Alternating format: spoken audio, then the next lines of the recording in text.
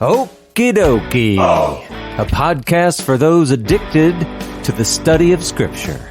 Welcome, fellow addicts. This is your safe place to OD.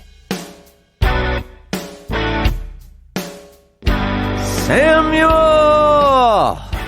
Here I am. What are we going to talk about today? Today we are continuing to work our way through the Gospels. This is Gospels part 87. Last week, the crux of the message that we looked at and taught about was when Jesus had crossed over the Jordan again, and this is in Luke chapter 14. One particular Sabbath, he was dining with the Pharisees, and you have all of these different instances that are relating to this initial situation where there was this man who had dropsy, and Jesus is using this guy as kind of an example to ask the Pharisees, like, is it lawful to heal on the Sabbath or not? And then he goes off on examples of, like, when you have cattle or livestock that are ailing or hurting on the Sabbath, you will do that. But, you know, how much more important is it for a human being and created in God's image for you to alleviate their suffering? And, you know, they couldn't answer it. They either refused to, or they were stupefied at the wisdom that he was showcasing, which was great, which was convicting. And then we moved on to slightly different parables about, it seemed to be alluding to that Pharisees were bickering and fighting amongst one another at this gathering on the Sabbath, at whoever's house this was, at who was going to get the seat of honor among Jesus and their fellow colleagues. And Jesus is responding, showcasing that his kingdom is a kingdom of the upside down, that you should be going out of your way to humbling yourself in order to exalt someone else, and instead of inviting your closest friends and your relatives, those that you know and feel comfortable with, you should go out and invite the estranged, the poor, the afflicted, the suffering. Bring those people into your life to give them a taste of the kingdom as well. Yeah, and it's the sort of his final point in all of that was that they can't repay you, but you will be repaid at the resurrection of the just. God repays. That was sort of his final point, and that's important just so we can kind of get our head in the game and we know where to pick up. So we're staying in Luke chapter 14. We're going to read verses 15 through 24. It's kind of long, but it's one single story, so we'll just do that. When one of those who reclined at table with him heard these things, he said to him, "Blessed is everyone who will eat bread in the kingdom of God."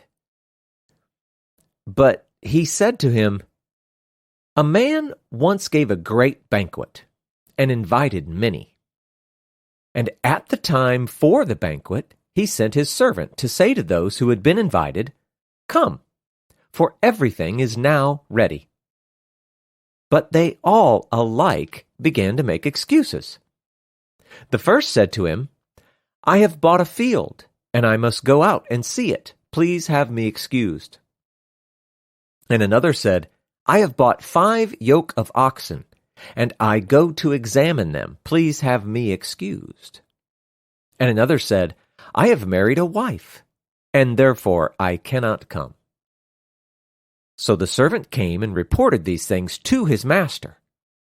Then the master of the house became angry and said to his servant, 'Go out quickly to the streets and lanes of the city, and bring in the poor and crippled and blind and lame.'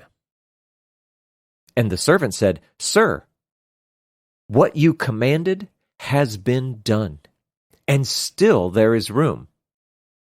And the master said to the servant, 'Go out to the highways and hedges, and compel people to come in, that my house may be filled. For I tell you, none of those men who were invited shall taste my banquet.'" All right. Now, we've read the whole story, and we've got that in our head, but I kind of want to go back to the beginning of it And just notice something really important here, because we talked a little bit, like in the last episode, how, it's not necessary that we look at these Pharisees as trying to trap him, or that there's some, big contention going on or whatever. It could be that they're really interested in him and just kind of dumbfounded or whatever. I mean, we don't know. We don't know. But this is great. It starts out with a guy who actually, he seems to get it. And it's I think, more proof that there is no real antagonism here between Jesus and this group, the man that invited him in this group. This attendee, whoever he is, he gets it, and what he's saying is that we, the truly humble, may be invited to a banquet given by God in the kingdom.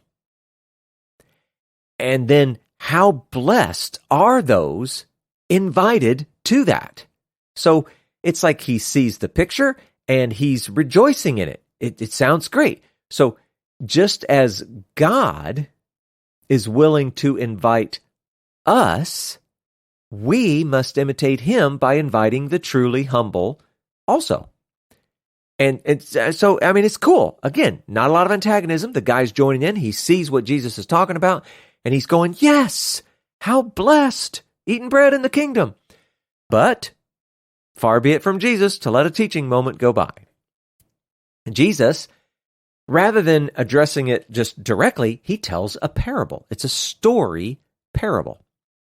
And so let's go ahead and walk through it, and we'll kind of, define who's who and that kind of stuff. So you got a guy, and in this case, we're going to say that represents God. And he has a banquet, and we're going to say that represents the kingdom. And he invites a bunch of people. Now, this is where people get a little bit off on this. Let's see if we can bring this back in, corral it in.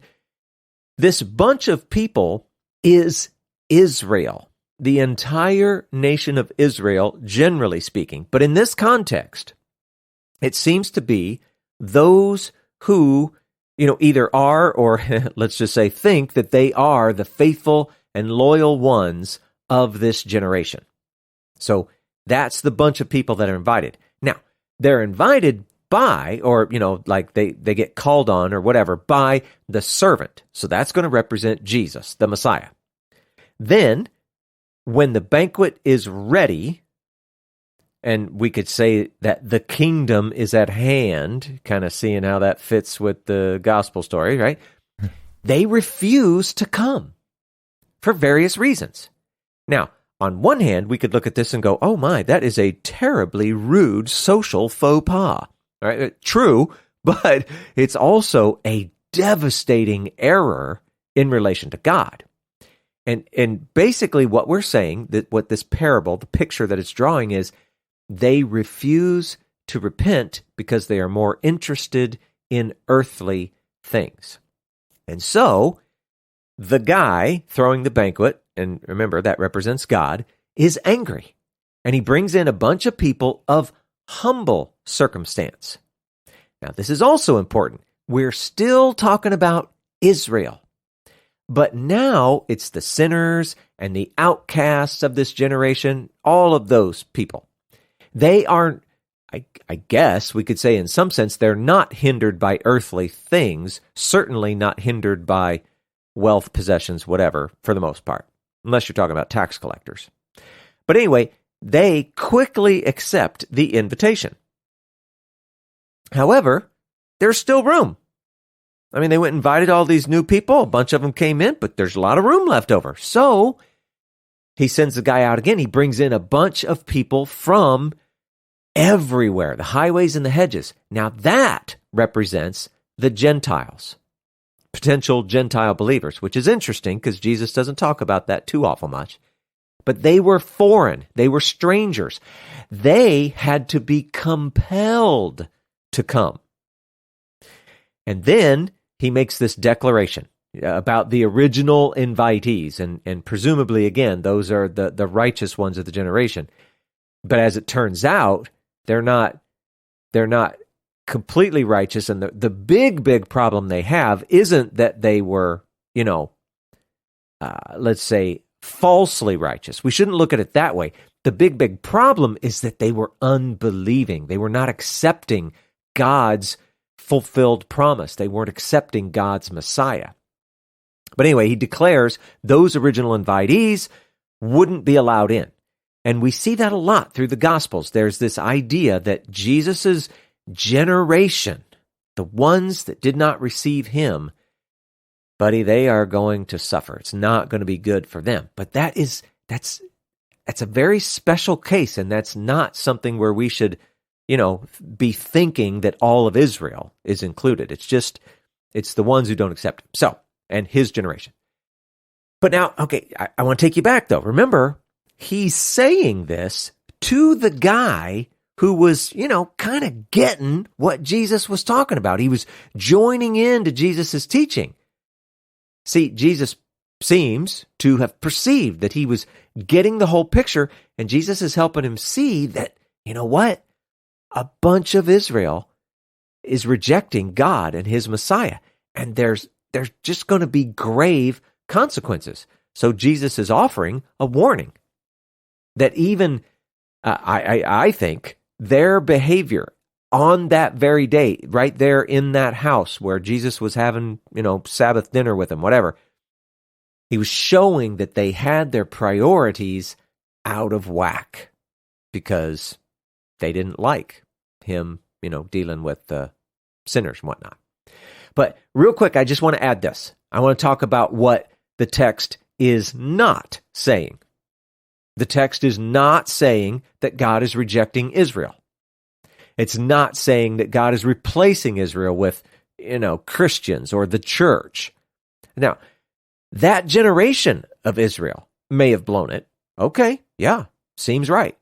Israel, the entire nation, may be living even today in an extended exile because of what happened while Jesus was here. Yeah, okay, yeah, I go along with that. As Paul writes it, they may be partially hardened, unable even to see the truth. Yeah, okay, I'm with you. But in spite of all that, they have not been replaced. And Samuel, we say this a lot. We have been grafted in. Well, Samuel, grafted into what? Into the nation or commonwealth of Israel. Yeah. If God replaced Israel with us, what the heck are we grafted into? It's important to see that part of the story. And this is also important. All you got to do is read your Bible and think a little bit with your brain. For God to just dump Israel entirely would make God unfaithful and a liar. And that's simply unacceptable. We know those things are not true. God is faithful, and he's incapable of lying. And so, when God makes eternal covenants with Israel, well, guess what? They're eternal. Now, we can talk about the details of that word eternal. It's more like age long, meaning until this earth passes away. It's not like infinity as we often imagine it, but it's just until there's a new age, a new heaven, a new earth, till the world to come. But think about it for a second. Just think. If we are willing to accept that God could just dump Israel and take on the church in its place, well, when you get, and I don't know, you can fill in the blank. Maybe you think that the Mormons or who's another one? What's the Jehovah's Witness? Yeah. So when they come along and say, "Hey, guess what? We're the new chosen people because the church, they blew it. They're apostate." Well, one thing you can't do is throw up a reasoning that says, "Oh, that can't be so because God is faithful. God is true." Well, if you're saying that he dumped Israel, why can't he dump you? It's silly, and you have to be consistent in understanding that God is faithful. God is not a liar. When he made eternal covenants, they were, in fact, eternal. So, anyway, just thought I'd throw that in there. I don't know if I sounded angry or not. I didn't mean to. I just get a little worked up because people, they're like messing up the story. Yeah, well, and truth be told, like, it kind of doesn't matter whether you sound angry or not, because you're saying the very words of God that he had said himself in the Torah. And I'm pretty sure I've referenced this verse before, but in the book of Numbers, 23rd chapter, the 19th verse, this is describing God. God is not man that he should lie, or a son of man that he should change his mind. He has said it, and will he not do it? Yes. Or has he spoken, and will he not fulfill it? So if he called Israel to be his people to bless all nations, that's going to be true from beginning until the end of his story. Yeah. And the important thing also is that God replacing Israel ruins the story. God not replacing Israel does not ruin the story. And if you're looking at the thing as one giant whole thing that has to make sense, you gotta let that go. Yeah. Anyway, anything else on that section, Samuel? Because that was kind of a good one. Yeah, actually. So we had this take on Jesus is not saying that Israel's being replaced. Could we also think about this section? I know that some people use this as a call to evangelism, to say, go out to everybody that you know, whether you know them or not. Go out to the street corners, to the stores, to the campuses, and proclaim the gospel so that they may be invited in. Now, I'm not saying that there's not good in that, and there's not truth in that, and that people can't do that, but contextually, I'm wrestling, I'm struggling with seeing that in here. I feel like Jesus is potentially saying instead, like, to the Pharisees, like, guys, you have got more than most of the entire nation of Israel has at your disposal to know who God is and discover and identify who the Messiah is. Like, you made it up through the ranks in the educational system of the Torah to become the elite of the elite. You have access to, the scrolls, the Torah, the oral teachings that a lot of common people just would be learning from, discussing it, hearsay from one person to another. And Jesus is saying, like, if you're not getting it and you have all these resources, then God's going to go to our people, to those who don't have those resources, and you know what? They're going to accept it. And not only are they going to accept it, this word is going to go out beyond the boundaries of Israel, and it's going to go to the people that you actually hate, the people that you think don't belong in this story. They're going to accept it too. Like, to me, thematically, that sounds more in line with Jesus' story here, rather than it being a call that we need to go talk to every stranger, possible, and share, a gospel illustration with them, and, give them a opportunity to respond. Yeah. And I think you're touching on a little bit that we've discussed about the parables in the past, and it's good to say it again. Parables really have, generally speaking, one major point. And you sort of walk into dangerous territory when you go outside that. The danger is imagining that the parable is saying something that it's not really saying. And so I think you're on to the right idea here by saying, look, and I'm just going to say it a different way, just to get the mind churning a little bit. This is much more along the lines of, you know what? It doesn't matter about your bloodline. If you got this idea in your head that you are Israel by blood and therefore you're in, and that's similar to, you think because you're keeping the commandments in a literal sense, instead of like the real spirit behind the laws or whatever. You can plug in a number of little things here. The point is that the ones who think that they're in may or may not be, and God is looking for those who are actually willing to respond to him. The real point is repentance. The ones who are willing to repent and submit to God, those are the ones who are in, and the others are not. So now to get back to your question about evangelism, you know what? I can read this. And I can go, yeah, okay, I could see how someone, thinking along the lines of evangelism might look at this and think that, oh yeah, look, we're to go into the whole world. Well, that's true. But I believe I know what you're referring to, Samuel, at least in the general sense. And people do take it too far. And to look at this parable and say that it is about evangelism, okay, I think that would be incorrect or a mistake. For somebody to just look at it and go, yeah, but, speaking of evangelism and reading this, there's some interesting things here. And, just finding little nuggets. I mean, that's great. Whatever. Go for it. But yeah, I all of that just to say, I think I'm agreeing with you. You're taking it too far if you're reading evangelism into this. What you should be seeing is repentance and acceptance from God, that kind of thing.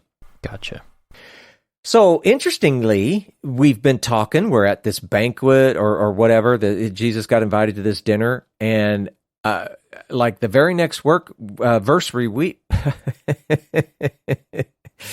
the very next verse we read seems like we're just in a whole new world. So, I'm going to go ahead and read it. It's Luke chapter 14, verses 25-27. It says this, "Now, great crowds accompanied him.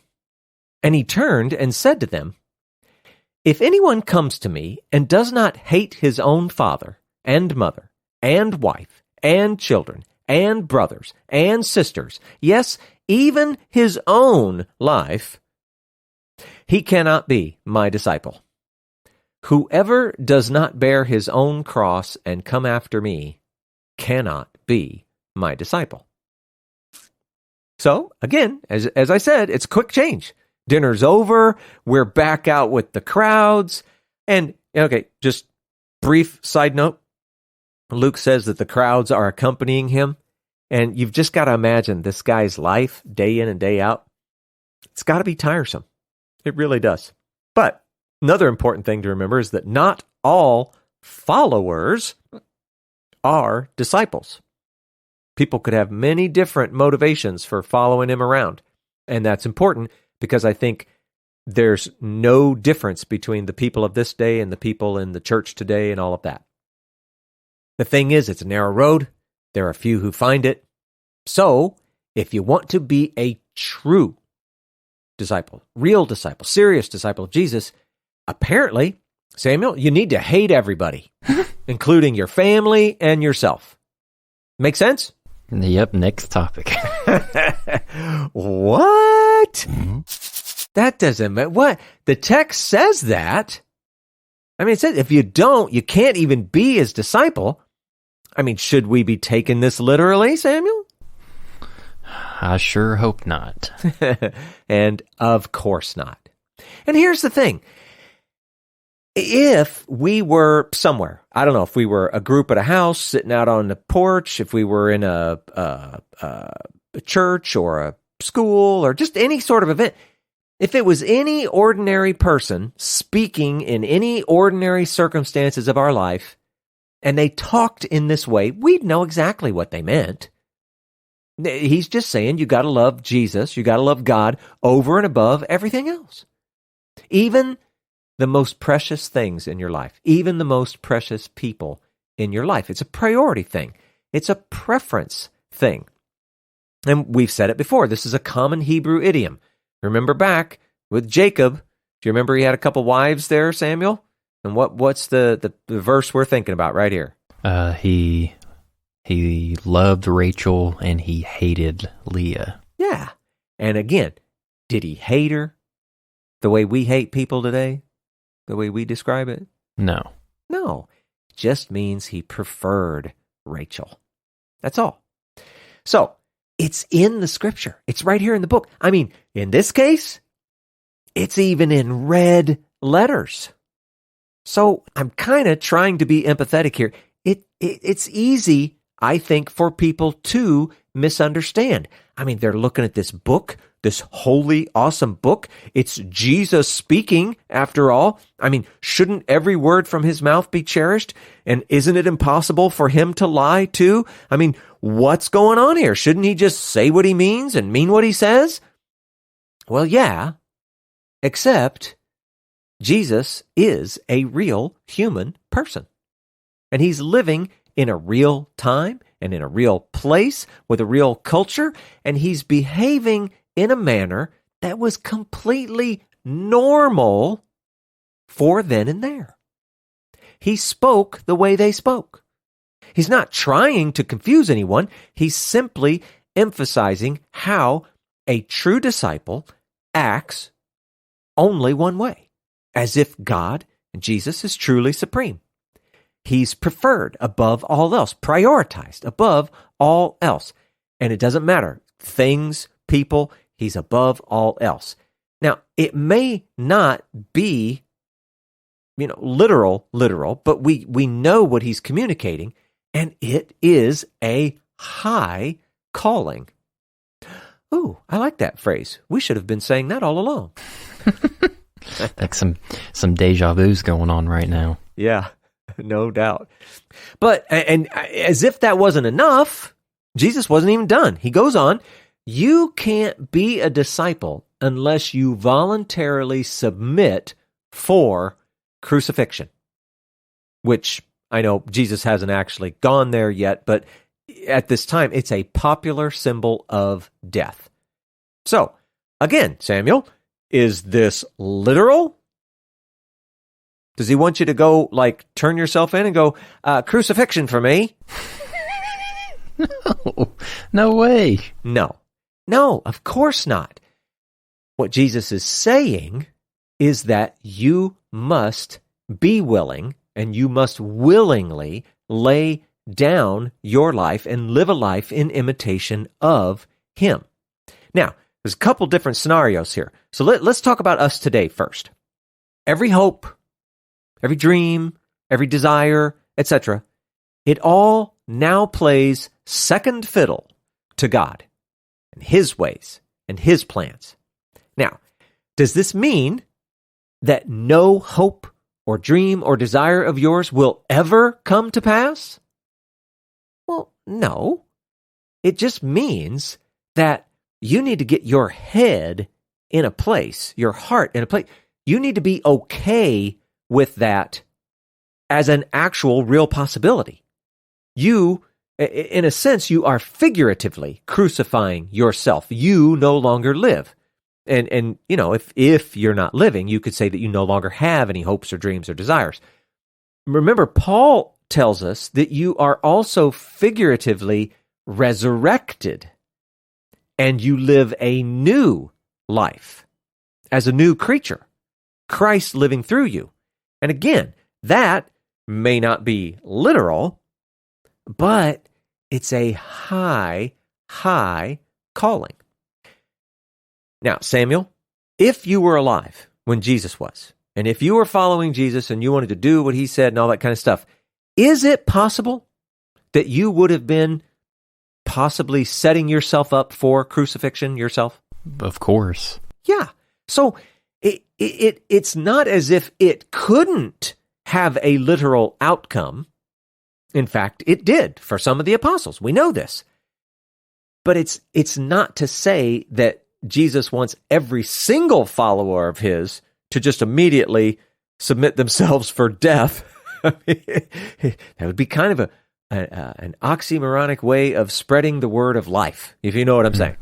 So I'm just saying, there's more than one side to this. But for us, we have to understand it's that laying down of our lives, willingly putting his will above our own in everything. That's hard.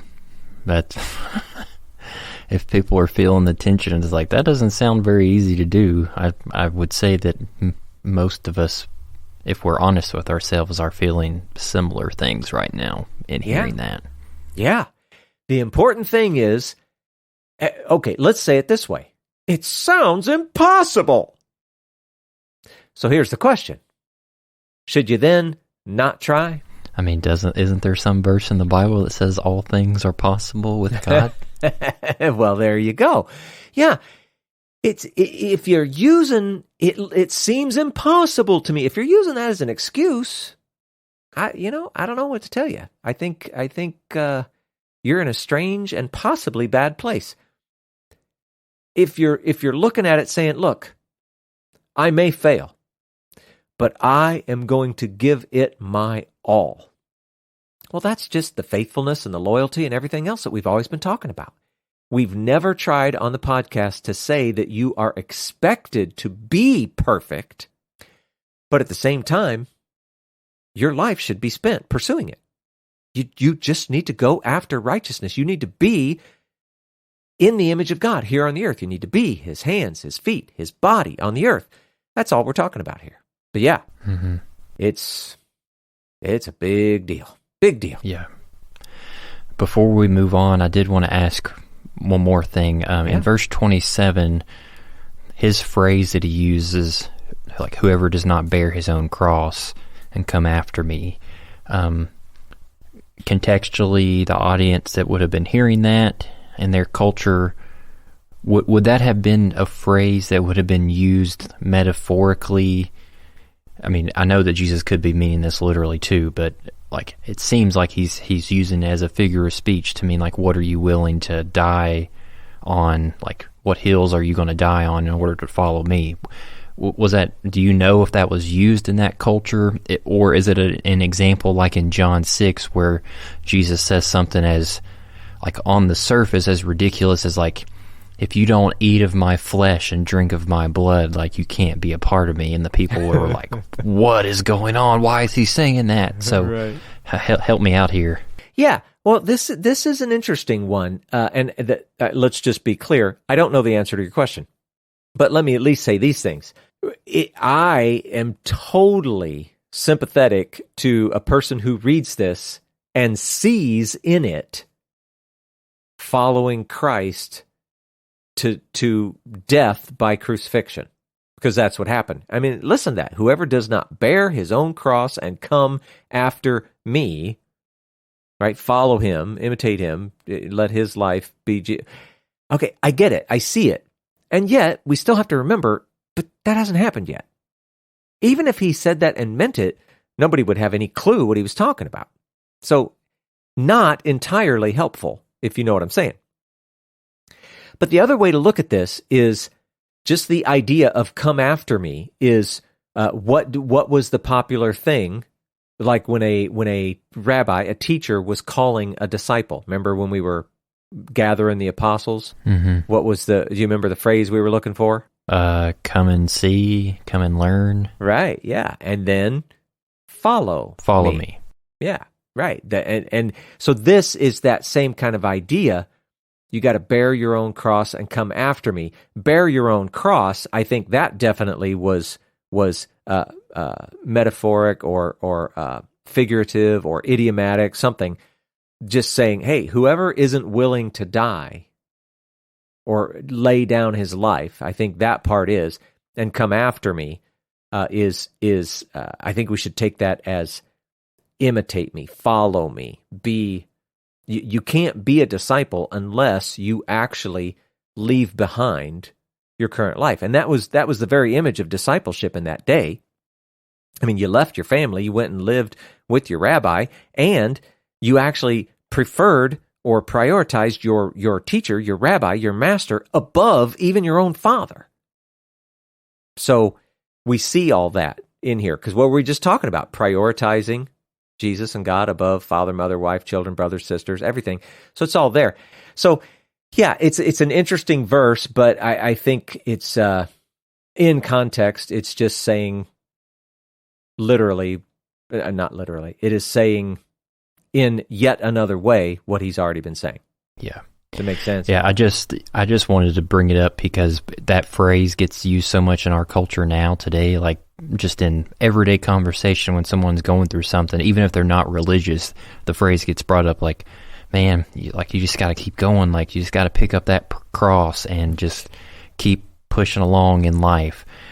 But in my head, it's like, I don't know if that would have been a phrase that used like that in first century Judaism, especially with the relationship with Rome and their kind of occupation and tyranny over the Jews. Like, I just don't see that as a commonly used phrase.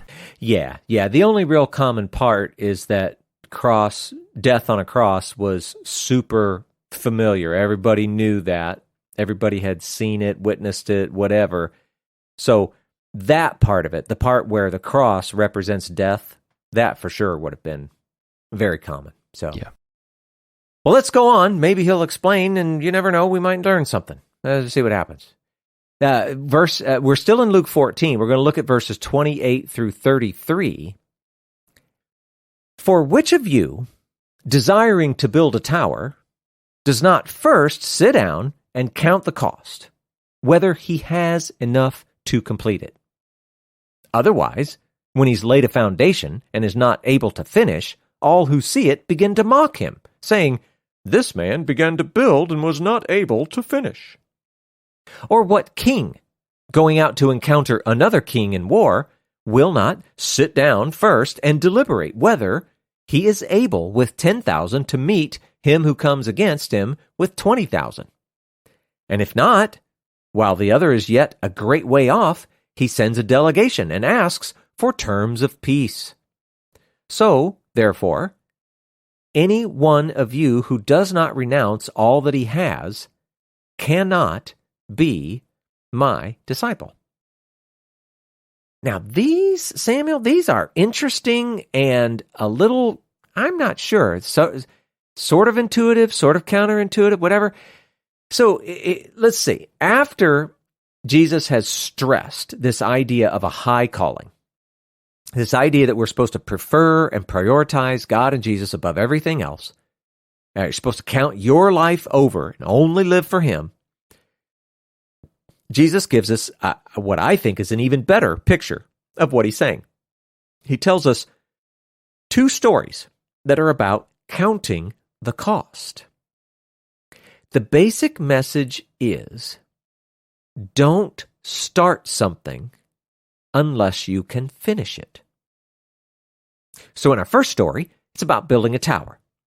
And Jesus, he's just presenting it like common everyday wisdom that a man, and now let's say, since we'll treat it kind of parable-like, this man would represent a potential disciple. So a man should know the full cost, and we're going to say the cost of discipleship or the requirements of discipleship, okay? A man should know the full cost before starting to build the tower. And let's call that becoming a disciple. So he should know that he has all that is required to complete it even before he starts.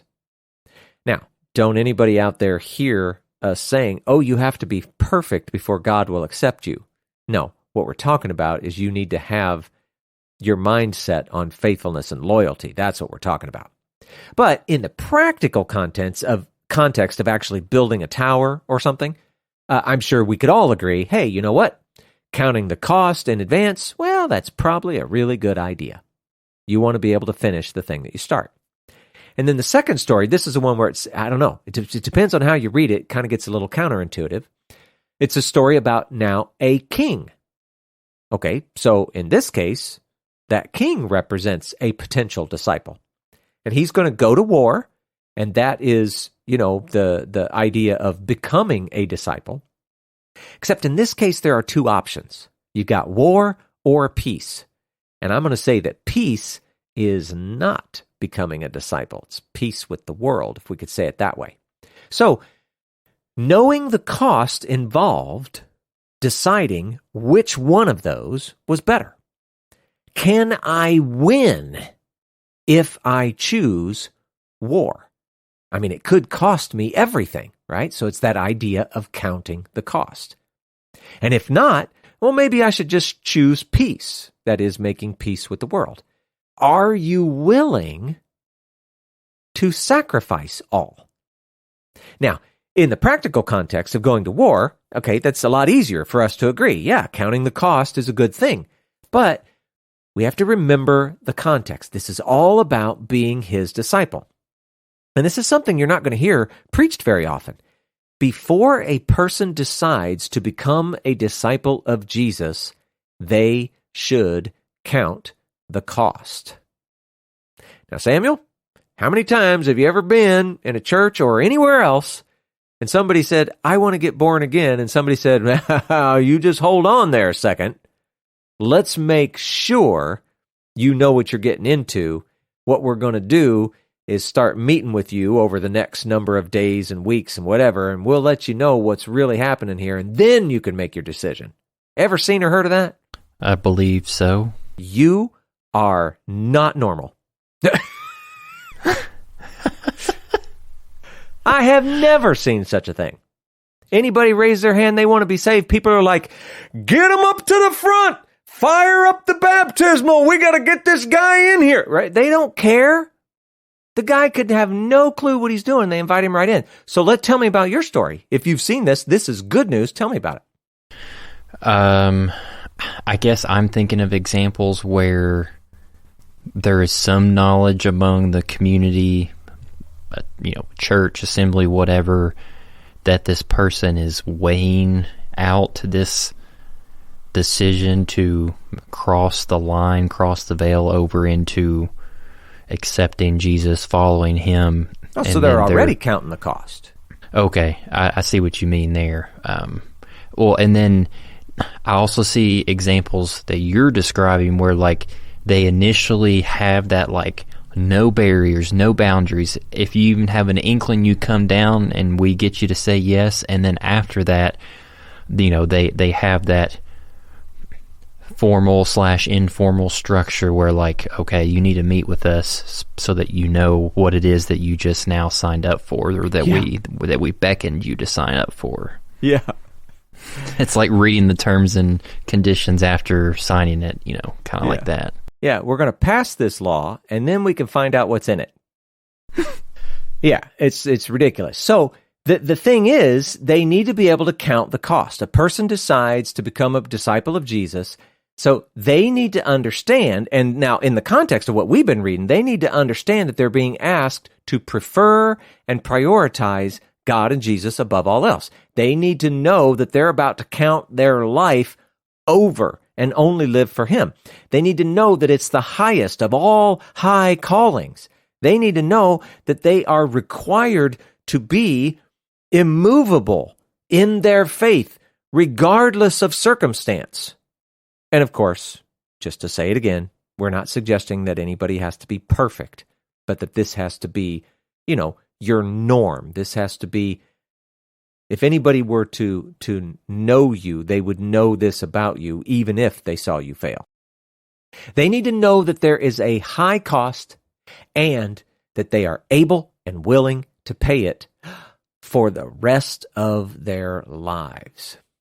And this, Samuel, have you ever, you know what I'm talking about. People, they want to get bored again, and what do you hear? Just say this prayer with me. Believe in your heart. Boom, you're in. This flies in the face of every statement that's even anything like that. It's crazy. Now, if this wasn't an audio podcast, everybody else could see it. But Samuel, I'm going to show you my surprised face. All right? Now, again, only God can judge. I'm not the guy. You're not the guy. No, this is God's domain.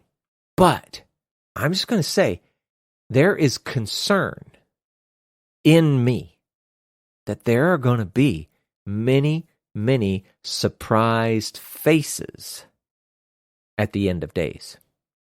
They're going to think they're in, but nobody ever told them the cost. They never counted the cost. They never paid the cost. They didn't do any of it. They just said, oh yeah, I believe in Jesus.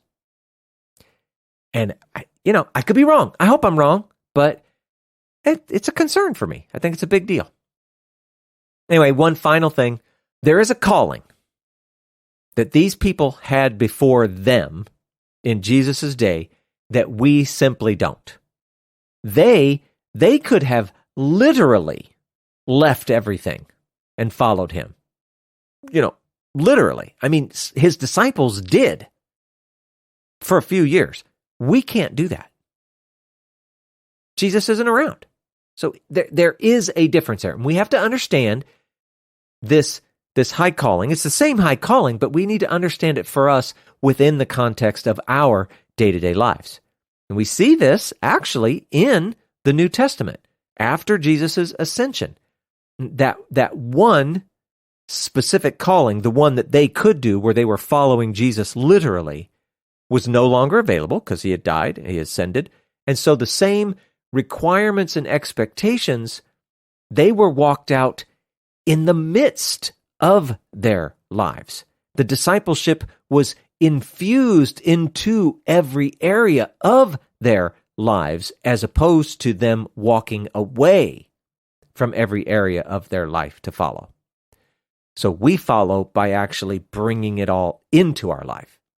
The important thing is that we don't use this as some sort of excuse to diminish the high cost of discipleship by acting as if these parables aren't really relevant to us because, Jesus isn't actually walking around in the flesh anymore.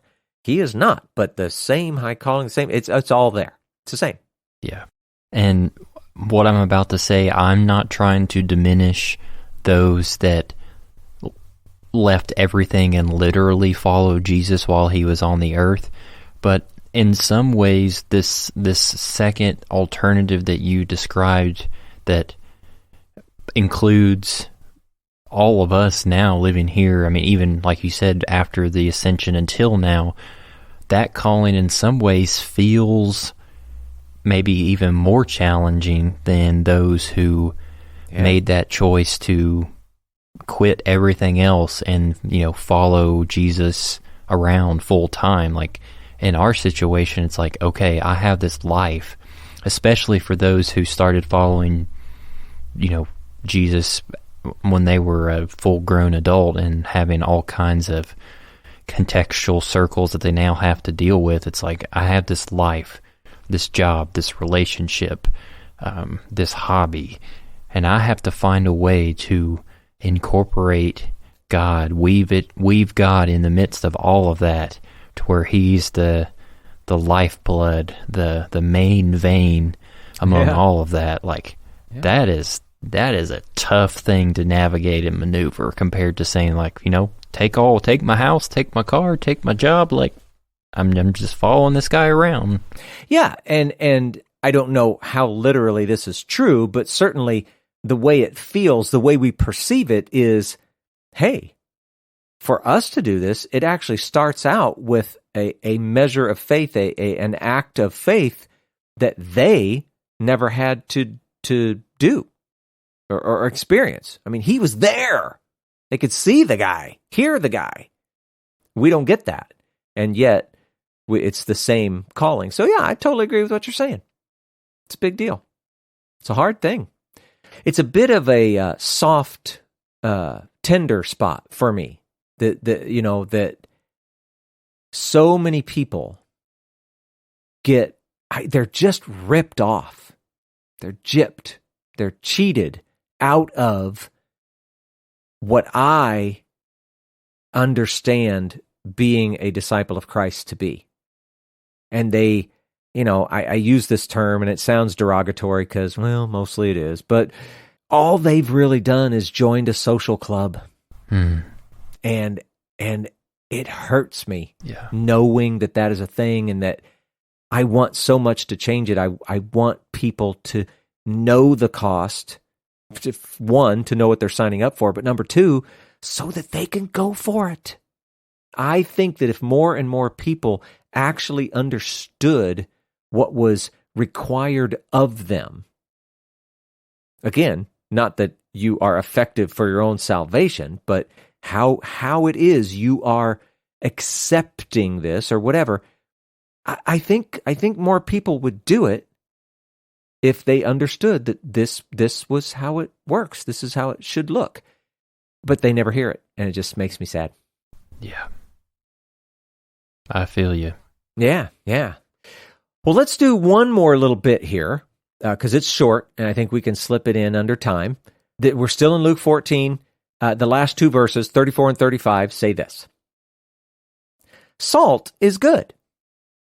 But if salt has lost its taste, how shall its saltiness be restored? It is of no use, either for the soil or for the manure pile. It is thrown away. He who has ears to hear, let him hear. So, continuing with the theme of counting the cost, Jesus turns to another ordinary example. All right, everybody knows what salt is, and that it's useful for many, many things.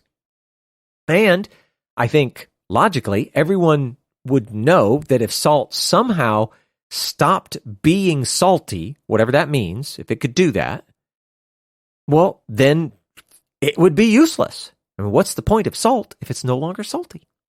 Similarly, if a person becomes a disciple, and now what we're going to say is that they are salt, or they are salty. They've become a disciple. But then they give up or walk away, they return to their old ways, or maybe they're just passive in their walk. They're not actually doing the kingdom, if you know what I'm saying. Well, now that represents them no longer being salty. So then, if that is a person, a disciple, well, then they also are useless. They're good for nothing and simply thrown away. Now, Samuel, how literally should we be taking this? I hope not too literally, because that sounds doom and gloom to some degree. Yeah, I think, well, we could say we should take it with a grain of salt. But here's the thing. Of course, it's not just, black and white literal. It's not that kind of thing. But what I mean is it's not an unrecoverable error. If you go back to your old ways, or you're just passive, or guess what? You're not salty. You're good for nothing. You may as well be thrown away. But that doesn't have to be the end of your story. It's not an unrecoverable error. However, it is a very real concern. And I think it's a very real warning, just as a lot of the stuff we've been reading in these earlier verses. Jesus wants his hearers, I think, to be at least a little bit kind of shocked, a little bit concerned. Maybe, this idea in their head that their life is on the line. And similarly, when we read this, I think we should be maybe just a little bit shocked. Maybe we should be concerned, because guess what? Our life is on the line.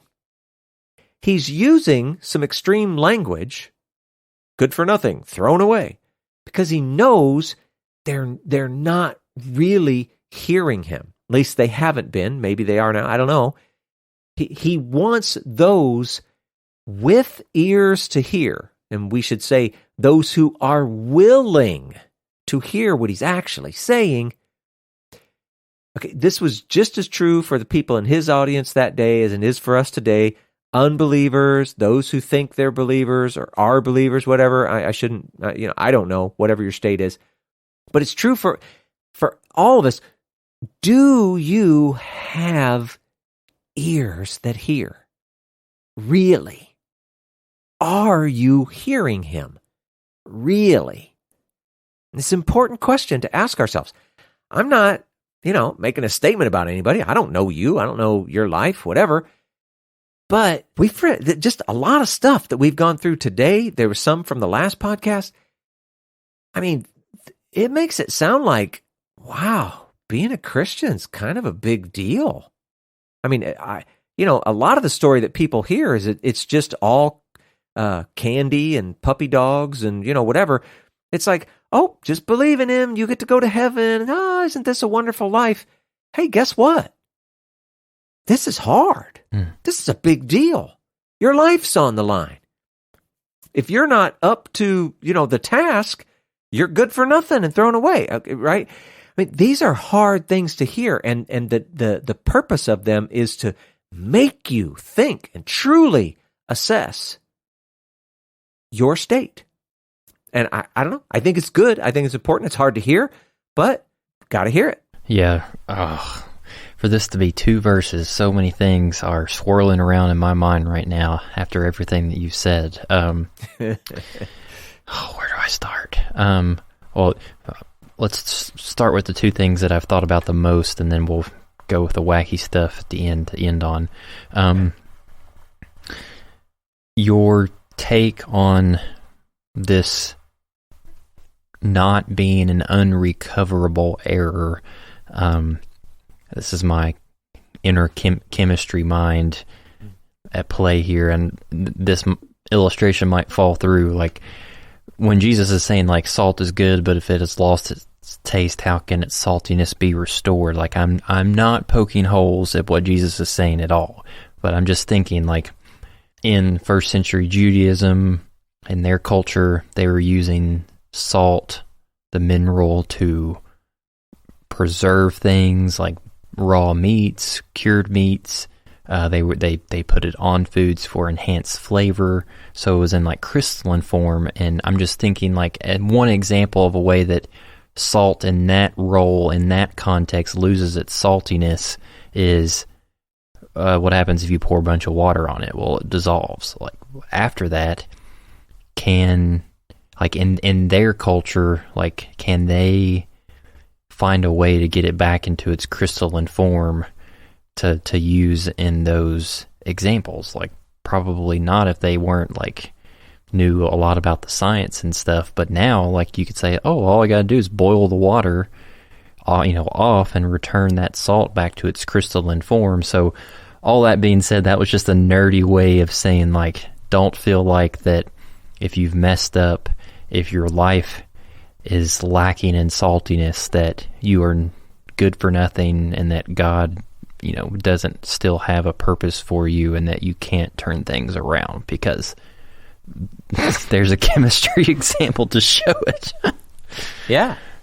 They would have known just from evaporation. I mean, my goodness, they had the salt sea over there. You know, they knew all that. But yeah, and that's good. And what's funny is, I actually looked at it a different way. I'm like, okay, so what is salt? That's like NaCl or something, right? Mm-hmm. Okay, so I'm looking at that and I'm going, well, what if you had NaCl, but it didn't taste salty? You had NaCl and it didn't preserve meat, or it didn't melt ice, or, all the things that we know. Mm. Well, how weird would that be? Is it still NaCl? And the way that we look at it from a chemistry perspective, we would go, well, no, it can't be. Because if it's NaCl, it's going to be salty. It's going to preserve meat. It's going to do those things. And so, is there a way to create salt? And again, back to your chemical stuff, I'm sure somebody knows how to do that. The atoms join together, or whatever it is they do. Mm-hmm. Right? It's a thing. So yeah, it's in a sense, the idea of salt losing its saltiness, we could say, is an absurd thing. And so similarly, it would be absurd for a disciple to stop being salty. Mm. But again, just because you do doesn't mean you can't, like, somehow get back on track. I don't know if that's helping. Yeah, in some ways I feel like you just walked chemistry circles all over me, and that's what I do for a job. So I liked what you brought to the table, Rabbi Paul. Old man school. Yeah.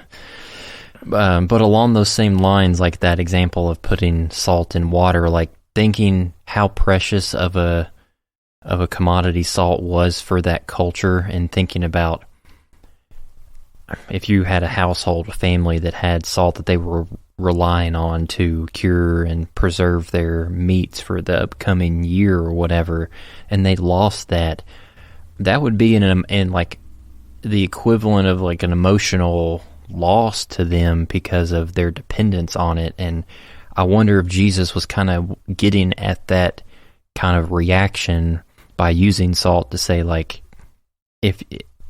if people have that kind of reaction with a mineral in their culture, how much more, Kol v'Chomer, is there an emotional loss whenever something as valuable as a human being leaning into their true image-bearing qualities like ceases to do that for God's purposes. Like it pains, it disappoints, it makes God sad, like he's losing that salt that he wants to use to preserve the world. Yeah. And he wants Jesus is wanting to evoke those emotions to convict these people who are listening right now. Yeah. Yeah, I really like that. That's good. Really good. Yeah. And the last thing I wanted to ask was, is there another potential interpretation is, could Jesus possibly, especially the phrase in verse 35, like, it's good for nothing, and then the last part, it is thrown away, could he be alluding to the end of times, like the judgment, where, like, when people are given an account for their lives, and God's looking at them as like ultimately, was your life salty or not? Like, did you showcase those qualities of mine to me as your God and your fellow neighbor? And like, from my understanding of Jewish eschatology, like at the end, if you're not in the book of life, you're going to cease to exist. Like, you're going to be, thrown away. It's not eternal torment. So I don't know if Jesus was getting that heavy eschatological in this example or not, but I just wanted to bring it up as, a possibility. Yeah. I don't know if he was bringing that in here at this point or not, but I mean, it's a very reasonable image. I mean, the idea of being, if you're in the book of death, you're cast into the lake of fire and everything else goes with it, it's just bad. Yeah, I think that's a reasonable image to associate with his wording here. But his intention, I can't guess. But so it's another good one, Samuel. I like it. Yeah. I like it. That's all. Here you are getting us at a good point to end on time, and I make us late. That's all right. We can do the, what was it, Looney Tunes? That's all, folks. Okie dokie. Thank you for listening to the Okie Dokie Most podcast. Don't forget to subscribe and leave us a rating and a review to let us know how this content is impacting your life. You can find out more information about the podcast at our website, www.okiedokimos.com. Please feel free to send us any comments or questions you may have at our email address, okidokimos@gmail.com. Until next time, we pray that you will do your best to present yourself to God as one approved, a worker who has no need to be ashamed, rightly handling the word of truth. We'll talk to you again soon.